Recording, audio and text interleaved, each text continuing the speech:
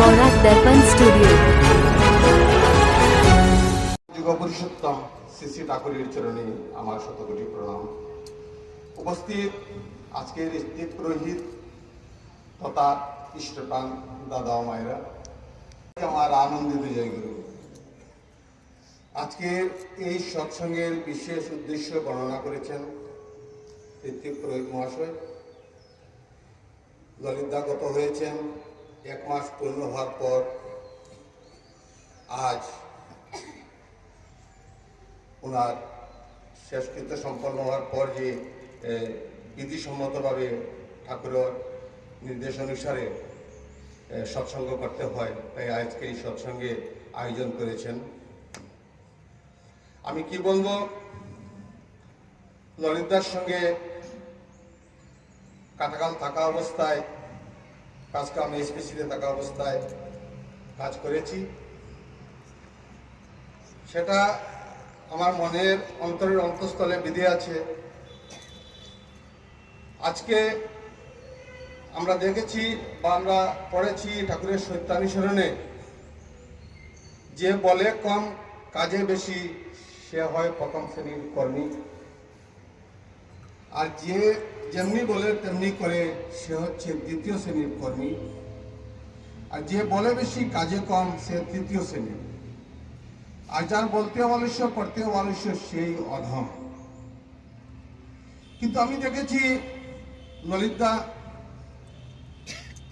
কথা কম বলতেন, কিন্তু কাজ করতেন, নীরবে কাজ করতেন। ডিমাপুর থাকা অবস্থায় ঠাকুরের বিভিন্ন মন্দিরে উৎসবাদিতে নীরবে যোগান দিয়ে কাজ করে এসছেন। কাটাকাল কালীনগর মন্দিরেও ওনার অবদান আমরা কেউ বলতে পারবো না। যথারীতি 5 গ্রামে উনি যোগান দিয়েছেন, বদরপুরের সঙ্গে যুক্ত ছিলেন, নীরবে কাজ করেছেন।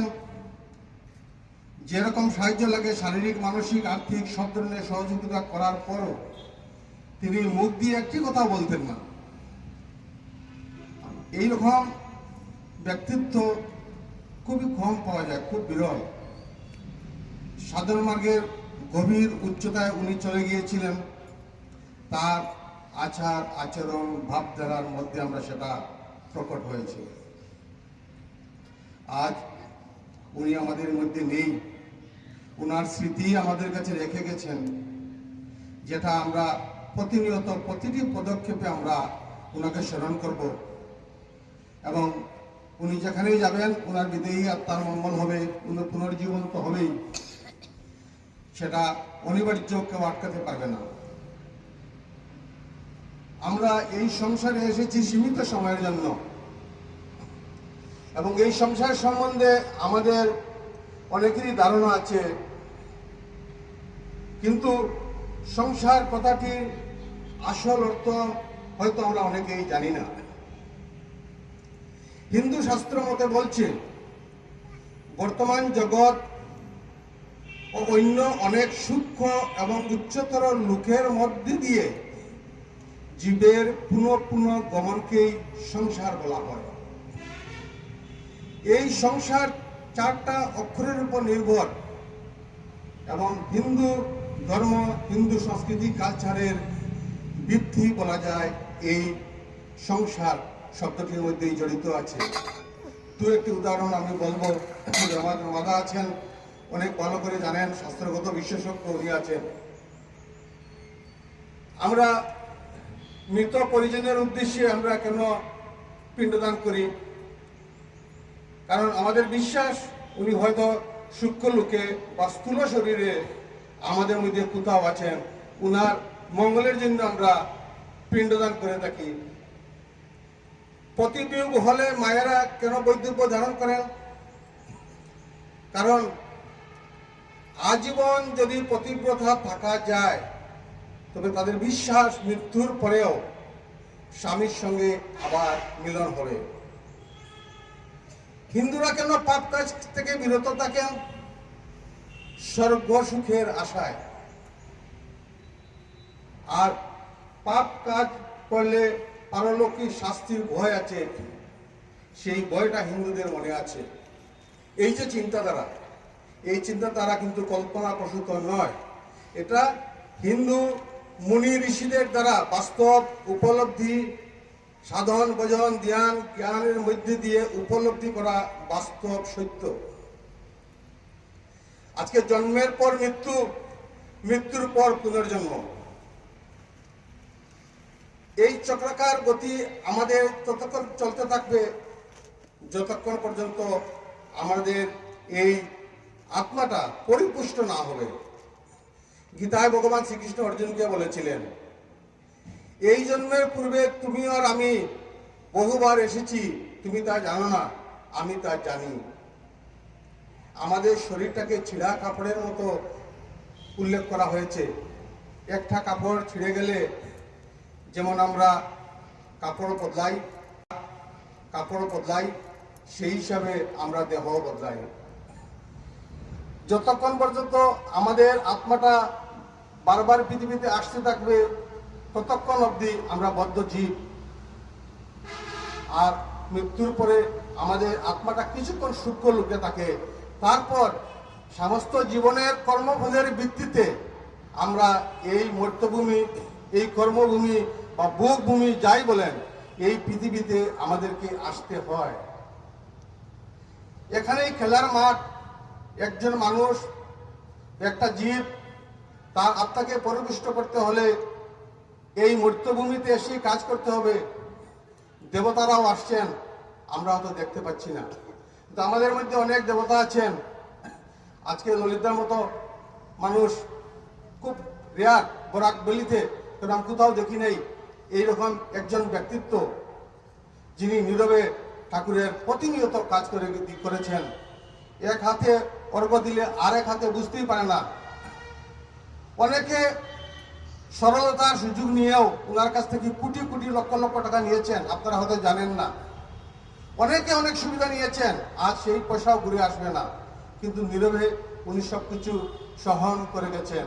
আমরা হলে কি করব? আমাদের সেই ক্ষমতা নেই।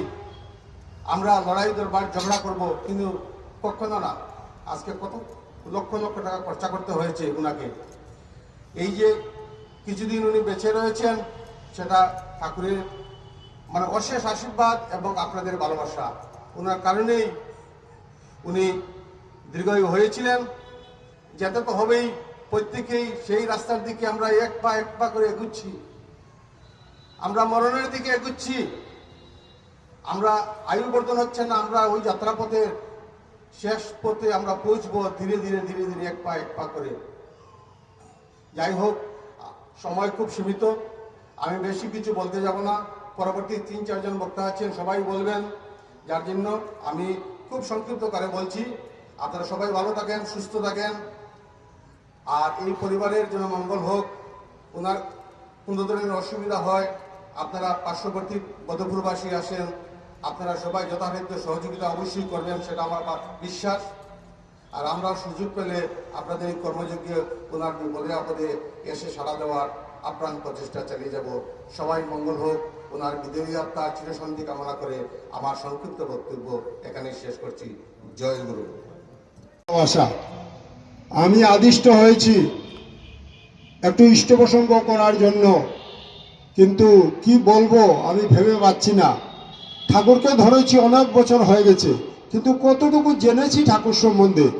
দিন দুনিয়ার মালিক যিনি, ঈশ্বর যিনি, হয়তো কোনো না কোনো জন্মে পূর্বজন্মের স্বীকৃতি ছিল, তাই বলে দিন দুনিয়ার মালিক স্বয়ং ঈশ্বরকে গুরুরূপে পেয়েছি। এটাই আমার জীবনের সবচেয়ে বড় প্রাপ্তি। কি বলবো জানি না, পরমপিতা দয়া করে যা বলার তাই আমি আমার একটু ইষ্টপ্রসঙ্গ করার চেষ্টা করব। ইংরেজিতে একটা কথা আছে, death is certain but time of death is uncertain. মৃত্যু আমাদের নিশ্চিত, কিন্তু মৃত্যুর সময়টা কখন যে আসবে, ডাক যে কখন আসবে, তা কিন্তু অনিশ্চিত। এটা আমরা জানি না, কিন্তু আমাদের একদিন না একদিন প্রত্যেকের যেতেই হবে। ওই যে গানের মধ্যে একজন মা গাইলেন যে, দয়াল ও দয়াল দয়াল গো, মরণকালে শরণ যেন পাই। আমাদের এইটাই কামনা থাকে যে মৃত্যুর পরে যেন তার চরণে আমাদের ঠাঁই হয়। আমি পরমপিতার আতুল শ্রীচরণে আকুল প্রার্থনা জানাই আমাদের প্রয়াত ললিতমোহন সিনহাদার যেন ঠাকুরের শ্রীচরণেই ঠাঁই হয়। তার সম্বন্ধে অনেক কিছু আমার পূর্ববর্তী বক্তা শ্রদ্ধেয় সঞ্জন প্রকাশদা বলে গেছেন। তিনি অনেক দিন সঙ্গ করেছেন, তিনি অনেক কিছু জানতেন, তাই আপনাদের সঙ্গে শেয়ার করেছেন। আমিও ললিতদাকে পেয়েছি, উনার সঙ্গে পরিচয় হয়েছে, খুব বেশি বছর হয়নি। যাই হোক, এই অল্প কয়েক বছরের মধ্যে আমি মানে উনার সঙ্গ সান্নিধ্য আমার এতই ভালো লাগতো, আমাকে মুগ্ধ করত। উনার সঙ্গ পেলে যেমন ছাড়ার ইচ্ছে হতো না। যাই হোক, কখন যে কার মৃত্যু আসবে কেউ জানে না।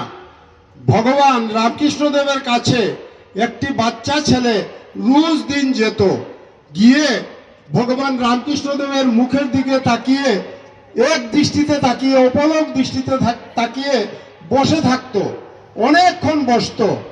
যখন ভগবান রামকৃষ্ণদেব উঠে যেতেন, অন্যান্য ভক্তরা বা পার্শ্বদরা উঠে যেত, তখন সেই বাচ্চা ছেলেটিও কাউকে কিছু না বলে চুপচাপ সময় কাটিয়ে উঠে চলে যেত। বেশ কয়েকদিন এরকম হচ্ছে। একদিন ভগবান রামকৃষ্ণদেব বললেন, ওই যে ছেলেটি এসে চুপচাপ বসে থাকে, ও কিন্তু এই ধরাধামে আর বেশি দিন নয়। ও পূর্বজন্মের যত মানে সঞ্চিত কর্মফল ছিল ও তা কাটিয়ে নিয়েছে, ওর কাটানো হয়ে গেছে, ও আর বেশি দিন এই ধরাধামে থাকবে না। এবং এর কিছুদিন পরেই ছেলেটিও ইহধাম ছেড়ে চলে যায়। আমরা বুঝতে পারি না, আমরা দুঃখ করি যে উনি এত ইষ্টপ্রাণ ছিলেন, ভক্ত মানুষ ছিলেন, ঠাকুরের কাজকর্মে ব্যস্ত ছিলেন, উনি কি করে চলে গেলেন। অথচ দেখা যায় আরো অন্যান্যরা মানে সেই রকম হয়তো ভালো কাজ না করেও ভালোভাবেই আছে, সেটা পরমপিতাই জানেন, আমরা বুঝতে পারি না। আসলে সঞ্চিত কর্মফল যেটা আমাদের গত জন্মে আমরা কি কি করে এসেছি, এইটাই এই জন্মে আমাদের কাটিয়েই যেতে হবে। যেমন ধরুন, আমি একটা ডিপার্টমেন্টে একটা অফিসে কাজ করি, আমি এই পুরো মাসটা কাজ করে, ফেব্রুয়ারি মাসটা কাজ করে যখন শেষের দিন আমি আমার বেতনটা পাবো, সেই বেতনটা আমি মার্চ মাসে কিন্তু খরচ করব। এই যে সারা মাস ফেব্রুয়ারি মাস কাজ করলাম, ফেব্রুয়ারির শেষ দিনে বা পরের মাসে প্রথম দিনে হয়তো আমি বেতনটা পেলাম, সেই বেতনটা আমি খরচ করব ওই পরের মাসে মার্চ মাসে। তেমনি আমরা গত জন্মে কি করে এসেছি এইগুলা কিন্তু আমাদের কাটিয়ে যেতে হবে। আমরা জানতাম যে আগের দিনে তথাকথিত প্রবাদ ছিল, কর্মের ফল ফলে অবিকল, বিধি কি এড়াতে পারে, কপালের লিখন না যায় খণ্ডন। আমরা জানতাম কর্মের ফল ফলে অবিকল, বিধি কি এড়াতে পারে, বিধি এড়াতে পারে না, কর্মের ফল আমাদের ভোগ করতে হয়। কিন্তু এইবার পরম দয়াল শ্রী শ্রী ঠাকুর এসে বলছেন যে বৃত্তি প্রবৃত্তি পূরণের চাহিদা টানের চাইতে যদি ইষ্টের প্রতি টান বেশি না হয়, তাইলে সঞ্চিত কর্মফলের বিরুদ্ধে কিছুতেই কৃতকার্য হওয়া যায় না।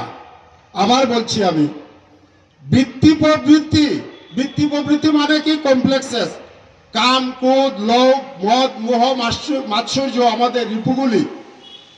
বৃত্তি প্রবৃত্তি পূরণের চাহিদার টানের চাইতে, এই যে বৃত্তি প্রবৃত্তির দাস কিন্তু আমরা, বৃত্তি প্রবৃত্তির মোহে পড়ে এমন এমন কর্ম আমরা করি, এমন এমন দুষ্কর্ম করি, এমন এমন কুকর্ম করি যা মোটেই বাঞ্ছিত নয়। আমরা করি কেন করি? ওই বৃত্তি প্রবৃত্তির মোহে পড়ে, বৃত্তি প্রবৃত্তির বশীভূত হয়ে আমরা অনেক ভুল কাজ করে ফেলি। এই বৃত্তি প্রবৃত্তি পূরণের চাহিদা টানের চাইতে যদি ইষ্টের প্রতি টান বেশি না হয়, তাইলে আমাদের যে সঞ্চিত কর্মফল, যে কর্মফল আমাদের জমা আছে, আমরা এই কর্ম করে সঞ্চিত করে রেখেছি, সেই সঞ্চিত কর্মফলের বিরুদ্ধে কিছুতেই কৃতকার্য হওয়া যায় না।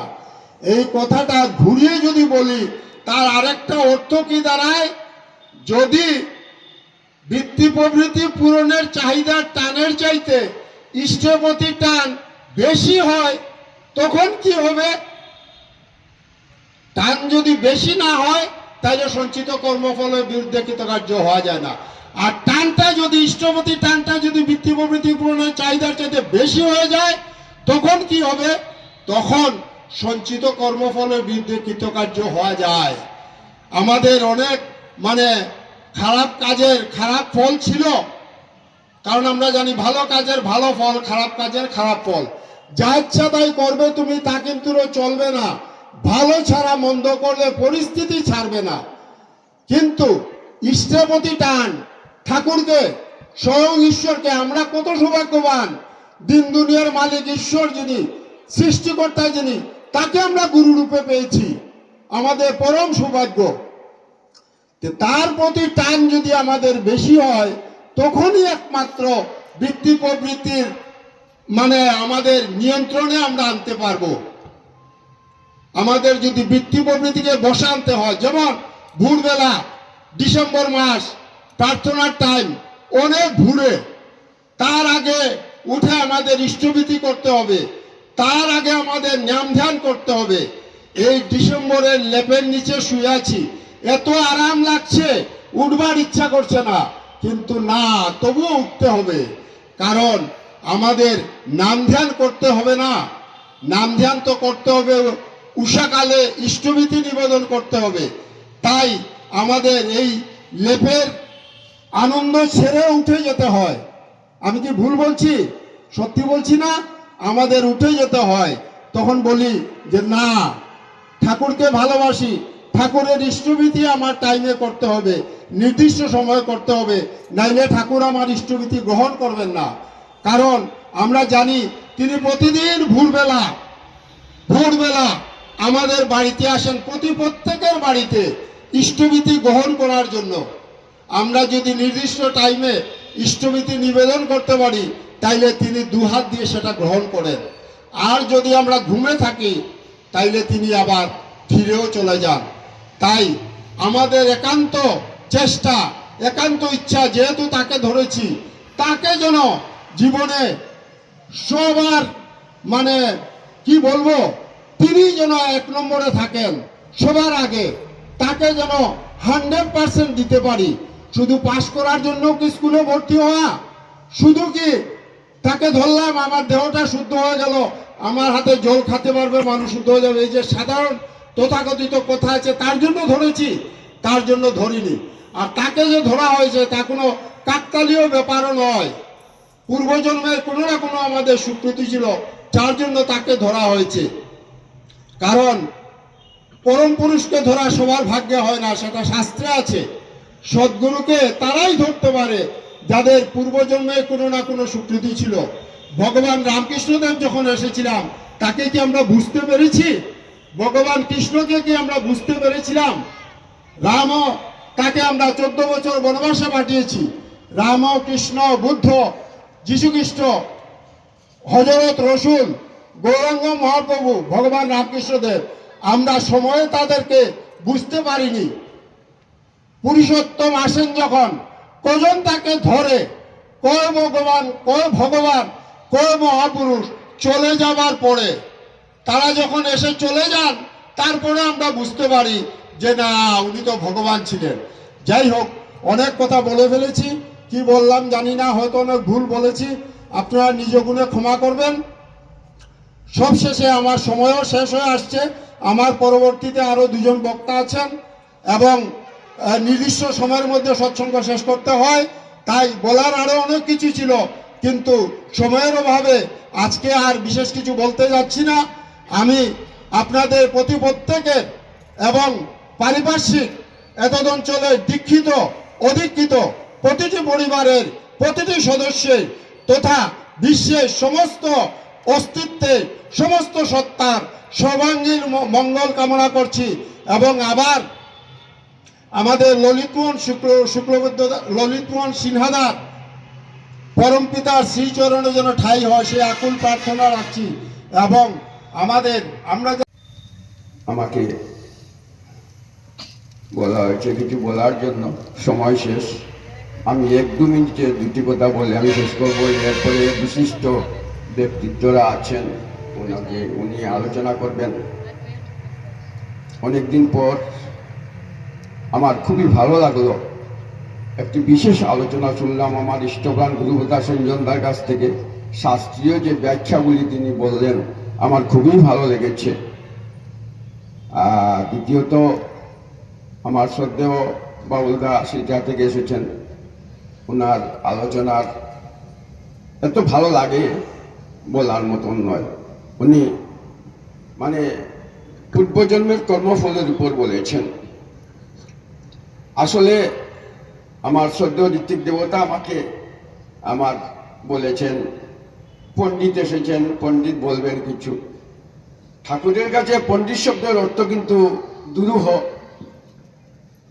ঠাকুর বলেছেন, এমন তোর বিদ্যাবদ্ধা ঐতিহ্যকে বাতিল করে দাঁড়হারা হয়ে হোক যদি তা, সে পাণ্ডিত্য কেই বা ধরে। সুতরাং আচ্ছা ঠিক আছে, মাতৃবোধ, পরদাস, পরদ্রব্য, লুষ্টবোধ এইগুলি আমি মেনে নিলাম, কিন্তু আত্মবোধ সর্বভূতেষু যে অবশ্যদিশ পণ্ডিত, সেটা কিন্তু বড় অসুবিধা। এই যে সবাইকে আত্মবোধ ভাবা, এটা সম্ভব হয় না অনেক ক্ষেত্রে। তাহলে পণ্ডিতের পর হতে পারিনি।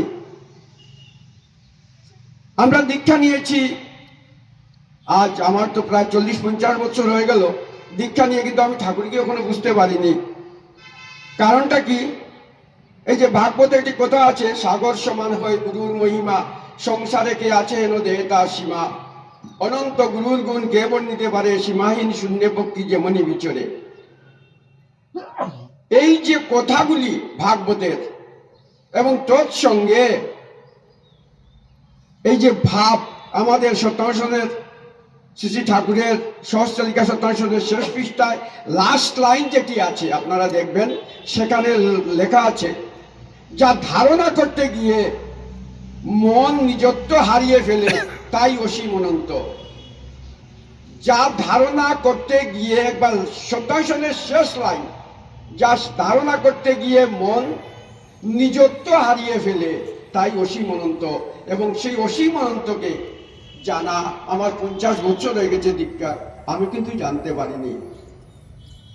আজ সত্যি কথা বলতে কি, এই যে শাস্ত্রের যেগুলি কথা, শ্রদ্ধেয় ললিতদার সঙ্গে 5 ধাম যেতেন, বিভিন্ন সৎসঙ্গে ওনার সঙ্গে আমার পরিচয় বা দেখা হতো। এছাড়াও অনেক আগে থেকেই উনি খুব কম কথা বলেন। আমার শ্রদ্ধেয় সঞ্জন প্রকাশটা খুব সুন্দর উনার সম্বন্ধে যে বলেছেন, আমার খুব ভালো লেগেছে। উনার খবর আমি আমার ইষ্টপ্রাণ অনুদার কাছ থেকে জেনেছিলাম। আসলে আমি নিজেও চিন্তা করি যে মানুষ বলে দীক্ষা নিয়ে দক্ষ হওয়া যায়, আসলে ঠাকুরের কথার মধ্যে আমি দেখেছি দক্ষ হওয়া যায় না। কারণ ঠাকুরের কথা আছে, অর্জনে পটু শাস্ত্রই কাজে সুন্দরের সমাপন, এটা দেখে বুঝবে লোকের দক্ষতা কেমন। সুতরাং সেই পর্যায়ে আমি করি না। তাহলে আমি কি ভক্ত হয়ে গেছি ঠাকুরের? না, আমি ভক্ত হতে পারিনি। ঠাকুর ভক্তর এক্সপ্রেশন দিয়েছেন, বলেছেন, ভক্ত জানি সেই ভজন প্রতুল, রাগ ঐশ্বর্যে প্রেষ্টে অটল যেই। তার মানে আমি ভক্ত হয়ে উঠতে পারিনি। তাহলে আমরা বলি ইষ্টপ্রাণ দাদা ও মায়েরা, আসলে ইষ্টপ্রাণ হওয়া ঠাকুরের কাছে কিন্তু আরো অসুবিধা। কি জানেন, আমি ইষ্টপ্রাণ হয়ে উঠতে পারিনি, কেননা শ্রী শ্রী ঠাকুর বলেছেন, ইষ্ট স্বার্থে তেজদীপ্ত, নিঃস্বার্থ সেবায় মহান, প্রেমপুষ্ট পুততরু, তাকেই বলে ইষ্টপ্রাণ। তার মানে আমি কি ইষ্টপ্রাণ হতে পেরেছি? আমি ইষ্টপ্রাণ হতে পারিনি। তাহলে কি আমি ঠাকুরের সেবক হতে পেরেছি? না, আমি ঠাকুরের সেবকও হতে পারিনি। ঠাকুর সেবকেরও এক্সপ্লেনেশন দিয়েছেন, বলেছেন, না বলিতে কাজ বুঝিয়া যে করে, সেই সে সেবক নাম, সেবক হইয়া কহিলে না করে তাহার করম বাম। এই যে ঠাকুরের কথাগুলি আছে, তার মানে আমি সাধারণ একজন, একবার ক্ষুদ্র একজন ঠাকুরের আশীর্বাদ প্রাপ্ত একজন ক্ষুদ্র মানুষ, আমার সেই সামর্থ্য নাই। ঠাকুরের একটি সুন্দর কথা আছে, আমি ভাবছিলাম সেই কথাটি, যে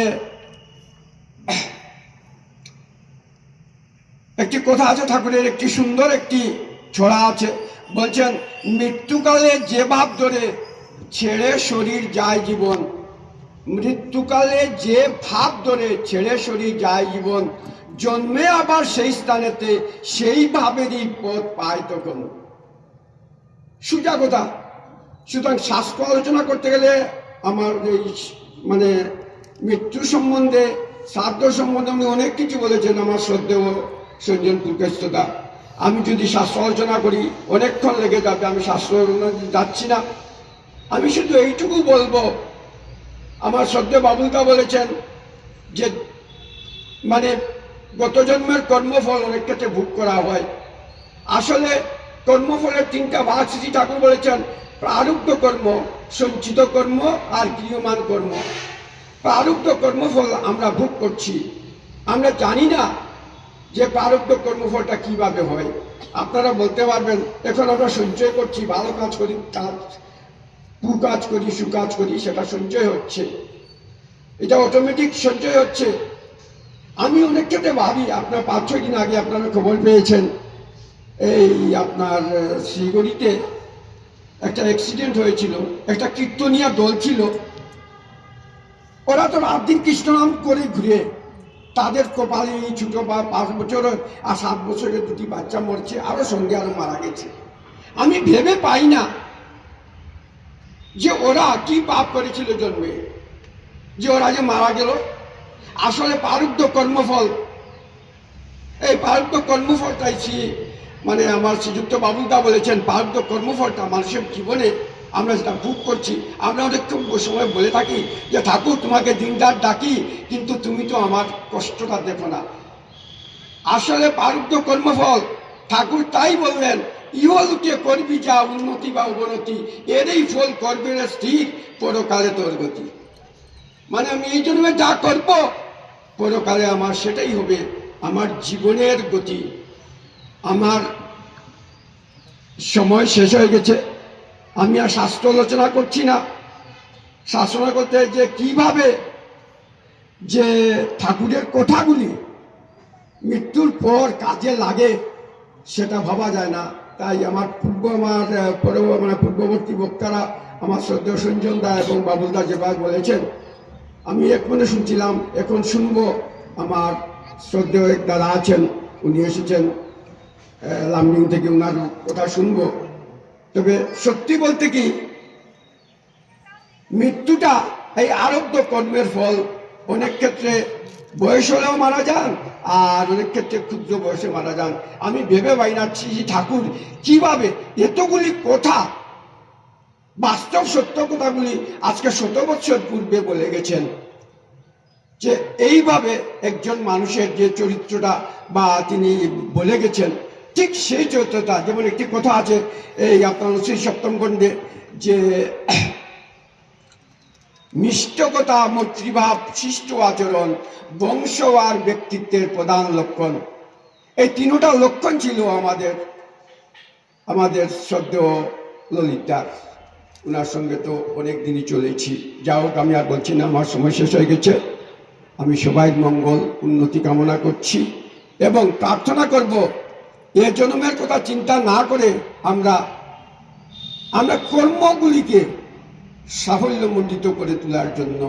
সবাই ভালো থাকুন, সুস্থ থাকুন, পরম আপনাদের ইষ্টময় জীবন হোক এবং সবাই মঙ্গল কামনা করছি। জয় গুরু। পরমারাধ্যা জগজ্জননী শ্রী শ্রী মায়ের শ্রীচরণের প্রণাম, পরম পূজ্যপাদ শ্রী শ্রী বর্দার শ্রীচরণের প্রণাম, পরম পূজ্যপাদ শ্রী শ্রী আচার্যদেবের শ্রীচরণের প্রণাম, পরম পূজ্যপাদ শ্রী শ্রী অবিন্দার শ্রীচরণের প্রণাম জানিয়ে আজকের এই মহতী সৎসঙ্গে উপস্থিত ঠাকুরের পবিত্র পাঞ্জাভাই কর্মীবৃন্দ, দাদা মায়েদেরকে আমার আন্তরিক জয়গুরু, শ্রদ্ধা, প্রণাম।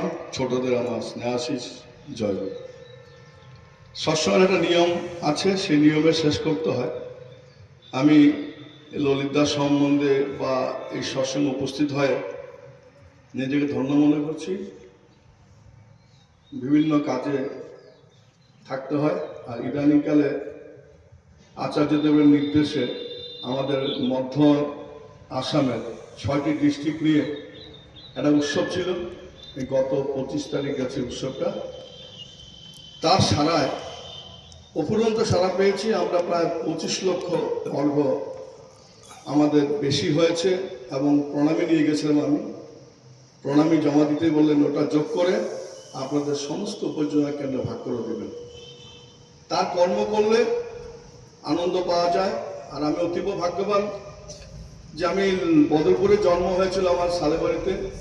আমার ঋত্বিক দেবতা শ্রদ্ধেয় শ্রীযুক্ত ফাল্গুনী বিজয় চক্রবর্তী মহোদয়, ওনার মাধ্যমে স্বস্তিনী পাই। তারই সুযোগ্য পত্র আজকে এখানে পরিচালনা করছেন আমাদের শ্রদ্ধার অরুণদা। এবং আমাকে একটা আচার্য বলেছিলেন, আমি খুব ভাগ্যবান যে আমি আমার মার সঙ্গে বাবার সঙ্গে 1967-68-এ দেওঘর গিয়েছিলাম। ঠাকুর দর্শন হয়েছিল 2বার। বর্দাকে সারা জীবন পেয়েছি এবং বর্দার দেখানো পথেই চলছি। আর পরম পূজ্যবাদ বর্তমান দিনে আচার্যদের, ওনাকে 1994-এ পেয়েছিলাম পুরীধামে। তাকে প্রথম দর্শনে মনে হয়েছিল যুবক বয়সের ঠাকুর, যৌবনকালের ঠাকুর। তার অজাতলম্ব বাহু, তার চাহনি, তার মিষ্টি বাক্য আমাকে প্রেমময় করে দিয়েছিল, পাগল করে দিয়েছিল। এবং সেই সুবাদে আমি বরাকবেলির ছেলে হয়ে চাকরি সুবাদে আমাকে, যদিও 5 গ্রামে আমি যখন ডক্টর বিশ ছিল কেমিস্ট, তার সহযোগী ছিলাম, চাকরি ছেড়ে চলে যায়। পরবর্তীকালে আচার্যদের বর্দা এবং দাদার আশীর্বাদে লামরিং কলেজে চাকরি করি এবং গত 31 তারিখ আমি সেখানকার এইচওডি বোটানি এবং সেখানকার রিটায়ার করি। তো ললিতদাকে পেয়েছিলাম, আমাদের আত্মীয় লাগে, আমার মায়ের দিকে আত্মীয়। আমার মাকেও গত বছর হারিয়েছি, এবার ললিতদাকে হারালাম। অনন্য ব্যক্তিত্ব এবং আমাদের বাড়িতেই দীক্ষা হয়েছিল। আমার মা বাবা বুঝিয়েছিলেন। খুব কম কথা বলতেন, নাম করতেন, প্রার্থনা কাটা কাটা করতেন, যেটা বর্তমানে আচার্যদেব চাচ্ছেন। গোবিন্দদা বারে বারে বলছেন যে আমরা কিন্তু যদি ঠিক ঠিক নাম করি, প্রার্থনা করি, তবে যে আনন্দ পাওয়া যায় বা তার কর্মতে যে আনন্দ পাওয়া যায়, সেটা কিন্তু যারা করে তারাই কিন্তু অনুভব করে। তাই আমরা সকলেই জানি জীবনের নাম চেতনা, চেতনার নাম সক্রিয়তা। যে যত সক্রিয় সে ততই জীবন্ত। আমরা এলাইবার একটাই রাস্তা, যে তার কর্ম, তার আদেশ পালন করে চলা। আমরা সবাই মুখে বলি, জানিও যেথায় থাকে শুষ্ণা বেহুশ করতে সন্ধ্যা প্রার্থনা, হবেই তাতে কর্মে নিপুণ, শক্তি পাবে বর্ধনা। আমরা কি ততটা করি ভালো করে? আবার এটাও জানি যে উষায় নিশায় মন্ত্রের সাধন, চলায় ফেরায় জপ, যথা সময় ইষ্ট নির্দেশ, মূর্ত করায় তপ। তাই তার যে নির্দেশ সেটা পালন করলে কিন্তু বাস্তবে কিন্তু তাকে নিয়ে চলার যে পথ, আচার্যদেবের যে ইচ্ছা, এই যে আমরা এখন বড় বড় উৎসব হচ্ছে, ডিপি ওয়ার্কস হচ্ছে, সেই ডিপি ওয়ার্কস এবং বড় বড় উৎসবের মাঝখানে আমরা দেখতে পাচ্ছি যে মানুষ এত আনন্দিত হচ্ছে এবং মানুষের মধ্যে যে একটা সক্রিয়তা এসছে, সেটা ভাবা যায় না। আজকে আউবিন্দা আমাদের কাজগুলি, আমরা যারা সভাপতি ঋত্বিক, তারা কিন্তু অনেকেই কিন্তু অবলেট রেজিস্টার মেনটেন করিনি, কিন্তু তিনি কিন্তু করে দেখাচ্ছেন আমাদের। তিনি কিন্তু আমাদের বলছেন এবার যে 100 দীক্ষা দিতেই হবে প্রত্যেক ঋত্বিককে। এবার যখন গেলাম, আচার্যদেব একটা কথাই বললেন যে এত বড় উৎসব করলেন, এত অর্ঘ বাঁচলো, আপনারা ভেবেছেন অনেক কিছু করলেন, কিছুই হয়নি। আপনারা আত্মতুষ্টিতে ভুগবেন না, থেমে যাবেন না, আপনারা এগিয়ে চলুন। আবার সেই বাড়িগুলিতে যান, হিসাবপত্র দিয়ে বলেন যে আপনাদের অর্ঘতে কিন্তু আমাদের এত বড় একটা উৎসব হয়েছে। এবং যখন যাচ্ছেন সঙ্গে ডিপি ওয়ার্কস করেন এবং সঙ্গে কিন্তু ডিপি ওয়ার্কস করে সেখানে দীক্ষার কেউ প্রার্থী আছে কিনা সেখানে সহপত্রী নিয়ে দীক্ষার আয়োজন করেন। তো যাই হোক, সময় থেকে লক্ষ্য রেখে আমি এখানে থামবো। অনেক শুনলাম, আজকে এই বাড়িতে আসলাম, আমার খুব ভালো লাগলো, কারণ আমি সাতটার সময় আসতে পারিনি। ললিতদাকে খুব কাছের থেকে দেখেছি যে এত ভক্ত প্রবল মানুষ ছিলেন, এত মিষ্টি ভাষী কথা বলতেন এবং কথা একদম কম বলতেন। যে মানে তার মধ্যে একটা জিনিস দেখেছি যে তিনি কিন্তু খুব নাম করতেন। আর নামে মানুষকে তীক্ষ্ণ করে আর ধ্যানে মানুষকে স্থির করে, সেটা কিন্তু ললিতা কিন্তু আমাদের মনে এক্সাম্পল। আমি কিন্তু তার সঙ্গে অনেক করেছি। তিনি ডিমাপুরে ছিলেন, কিন্তু এই অঞ্চলে আসার পর আমার এই অঞ্চলে অনেকদিন পর আসা হলো, যে আমার এখানে ভালো লাগলো। আর আজকে আমার শ্রদ্ধেয় শ্রীযুক্ত ফাল্গুনীদার দীক্ষার মাধ্যমে আমাদের পরিবারে আজকে যে পদ পেয়েছি, এটার আমি সৌভাগ্যবান যে আমি অল আসাম এবং ভারতীয় অনেক জায়গায় তার নির্দেশে কিন্তু কাজ করতে গেছি। এবং আজকে লামডিংয়ের বুকে ঠাকুরের দয়ায় শ্রীমন্দির হয়েছে, সেখানে বিগ্রহ প্রতিষ্ঠা হয়েছে এবং আনুষঙ্গিক অনেক কাজে কিন্তু আজকে আচার্যদেব স্বয়ং তিনি কিন্তু এই কাজে কিন্তু ব্যর্থতা রাখছেন। এবং তিনি একটা কথাই বলেন যে প্রফেসর একটা কথা জানবেন, আপনি ঠাকুরকে ধরে আমার দাদুকে পেয়ে আমার বাবাকে পেয়ে কি পেলেন সেটাই গল্প করবেন। গল্প করতে গেলে অনেক গল্প, দু একটা কথা উল্লেখ করছি।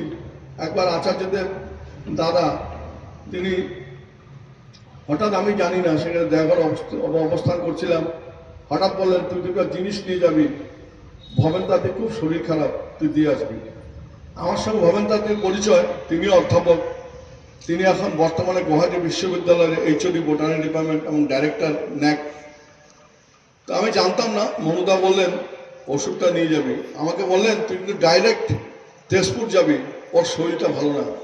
2 বোতল ওষুধ বানিয়ে দিলেন এবং গিয়ে বললেন তুই কিন্তু মন তোর চাপে লামডিং চলে যেতে, তুই কষ্ট করে যাবি। আর ঠিকই দাদার কথা মতো মানে গুয়াহাটি নেমে ভাবলাম লামডিং চলে যাই, তারপরে যাব।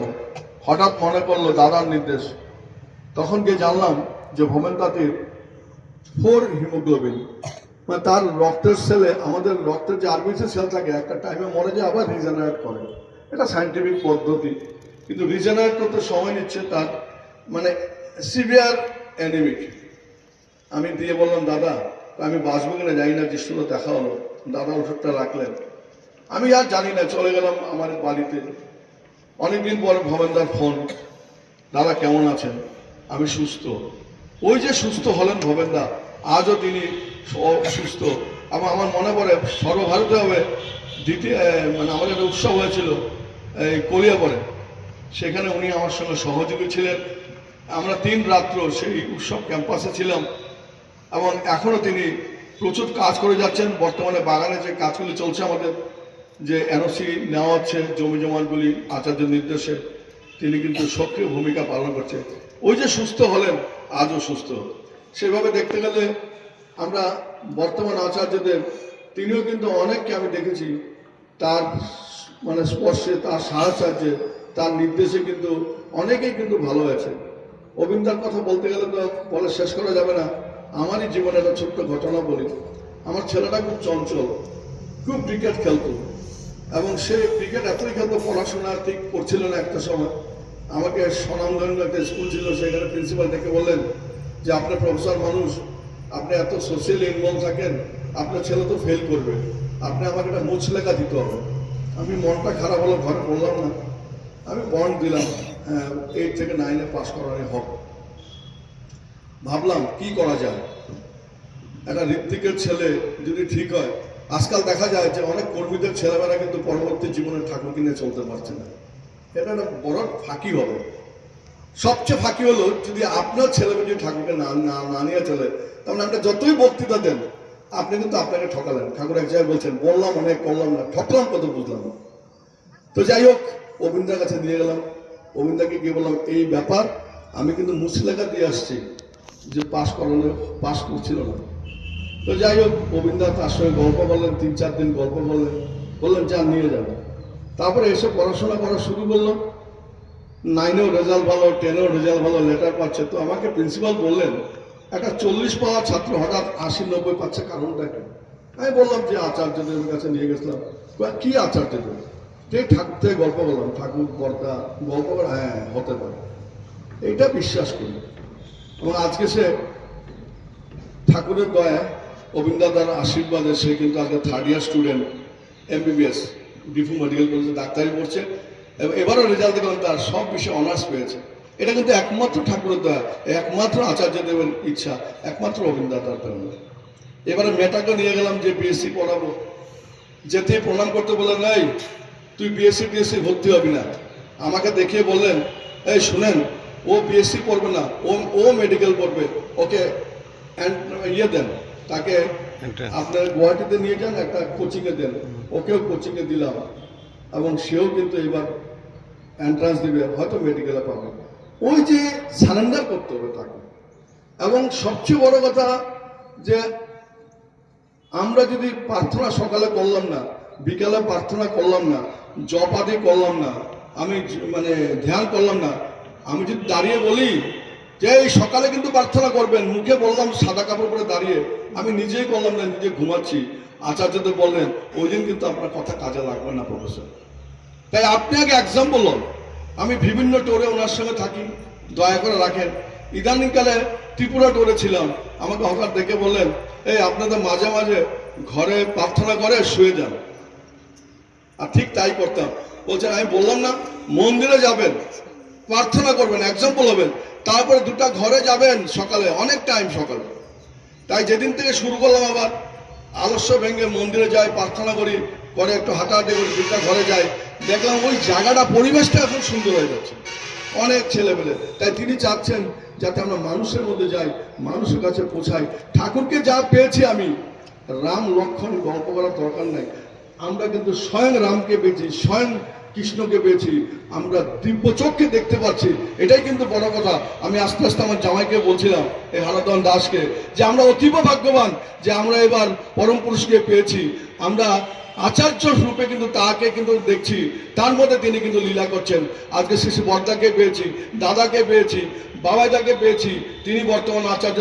অবিন্দাকে পাচ্ছি, অবিন্দা যা রস দিয়েছেন এবার, বলছেন খালি 2 ঘন্টা সময় সকালে ইউজ করবেন প্রার্থনার পর থেকে। সবাইকে বলবেন যে চাকরি যাওয়ার আগ পর্যন্ত যে সময়টা, সেটাই ঠাকুরকে দেই। সকালের টাইমটা যদি আমরা ঠাকুরকে দেই, তবে কিন্তু আমার দিনটা ভালো যাবে। আমরা কিন্তু ঠাকুরের টাইমটা কিন্তু, আমার তো সময় নেই, আমার ওটা করতে হবে, ওটা করতে হবে, ওটাতে ব্যস্ত। আসুন 24 ঘন্টার 1টা মিনিট করে বাইর করি, 1 ঘন্টা থেকে 24টা মিনিট যদি ঠাকুরের কথা বলি, প্রার্থনা করে কাউকে গিয়ে 2টা লোককে বলি, স্বয়ং কিন্তু আনন্দ পাবেন। আর আচার্যরা বারে বারে বলছেন যে বয়সকালে কিন্তু আপনার শক্তি থাকবে না যদি নাম ধ্যান ঠিক না করেন। দাঁড়িয়ে আপনি সক্রিয়ভাবে বলতে পারবেন না ঠাকুরের কথা। আমরা কিন্তু ঝিমিয়ে যাই, আমরা কিন্তু স্বস্তি নিতে ভয় করি, যজন ইষ্টবিধি করি, তারপরে স্বস্তি সদাচার, না না হবে না, আমার এইটা হবে, আমার মেয়ে বিয়ে দিয়ে দে, আমার এটা হবে। তো ঠাকুরকে আমি কি মানলাম? আমি তো 100% ঠাকুরকে দিলাম না, আমি আমার 50% দিয়ে রাখছি। তো আমার কেন ভালো হবে? কেন স্বস্তি আমি নেব না? যজন ইষ্টবিধি স্বস্তি সদাচার যে পালন না করে, সে এই দরজায় কিন্তু একটা পা দেওয়ার সুযোগ তার থাকে না। তার মধ্যে কিছু না কিছু একটা আম্মিকতা, তার অহং, তার কিছু আছেই। তাই কিন্তু তিনি বলছেন সহজ সরল হও, তুমি সহজ সরল হও। তাই সত্যানুসারে একটা পানি যদি কেউ মানে, বিশ্বাস নির্ভরতা, আত্মত্যাগই বীরত্বের লক্ষণ। আমরা অনেকে ধমক দিয়ে বীরত্ব দেখাই, অনেকে নাটক করে বীরত্ব দেখায়। সহজ সরলভাবে ঠাকুরকে বিশ্বাস করি, তার প্রতি নির্ভরতা থাকে 100%, এবং যদি আত্মত্যাগ থাকে, তবে কিন্তু বীরত্বের লক্ষণ। যাই অনেক কথা বলে বললাম, খারাপ পাবে না। আমি কথা বলা মানে আমি নিজে যাচিত হওয়া। বলছে তুমি আগে যজন ছিল, তাকে তারপরে বলবে, বলার আমি ক্ষমতা নেই। আমি জ্ঞানে গুণী জন থেকে অনেক কথা শুনলাম। আমার সবচেয়ে ভালো লাগছে আমার এই জন্মস্থানে আসতে পেরেছি। আমার এই দাদার আজকে এই সৎসঙ্গে উপস্থিত হয়ে, আর আমার সঙ্গে বসে আছেন, যার মাধ্যমে দীক্ষা পেয়েছি, তারই জ্যেষ্ঠজাত যোগ্য সন্তান। এই যে আপনাদের সকলকে পেলাম, খুব আনন্দিত হলাম। আপনারা ভালো থাকুন, সুস্থ থাকুন, আর ঠাকুরকে মাথা নিয়ে থাকুন, আচার্যদেবকে মাথায়। News Borak Darpan Studio